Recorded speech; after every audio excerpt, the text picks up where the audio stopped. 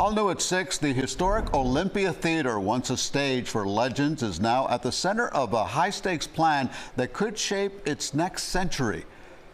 A local charter school network has big ideas to transform the landmark theater into a hub for education and the arts. So what's the future of this cultural gem, and will the community get a say?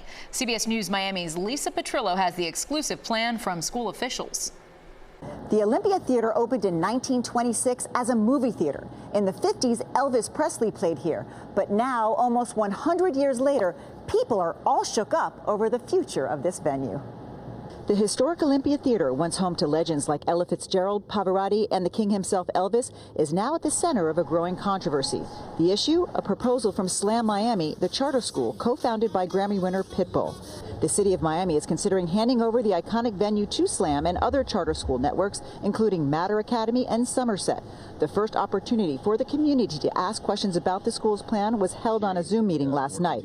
If passed, the city of Miami would eventually deed over the property to Slam. What we're proposing to do is actually to put the school, what we would call the school, in the adjoining building, which is the 10-story facility. And now the building connects with the theater. And then the goal is to re-energize the theater by supplementing the programming of what's going to be happening at the theater. Under the plan, the 10-story building behind the theater would be used for classrooms, while the theater itself would serve as a performance space for students, plus host at least 180 days of community programming, including live performance by local and national artists, civic and cultural events, and more. So if we want people to care about and really want this theater to live on for another 100 years, we need to educate. With what better way than to bring arts programming to the theater and having students here be interns and working with professionals in managing this beautiful space. The cost to renovate and preserve the 1,700-seat theater and the adjacent building is estimated at over $50 million.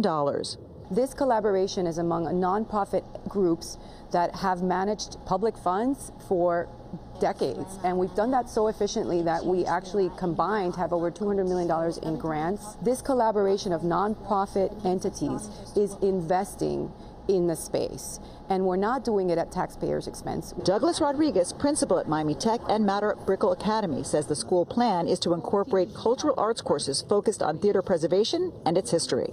You create that next generation of students that are going to be interested in preserving theater, because frankly, we're going to be here for a short period of time, and then we need these kids, as Millie has said, for the next 100 years to preserve the history of this theater and what's happened here. Other proposals for the site have included replacing the theater with a hotel or parking structure, but everyone we spoke to supported keeping the Olympia alive. Well, there's enough hotels and there's like enough condos and apartments and all that stuff, so I think keeping it a theater would be a perfect choice, just to preserve a little bit of the history. In the end, the city of Miami will have to have a vote to decide whether this will happen or not. That deciding vote is scheduled for July 24th. At the Olympia Theater in downtown Miami, I'm Lisa Petrillo, CBS News, Miami.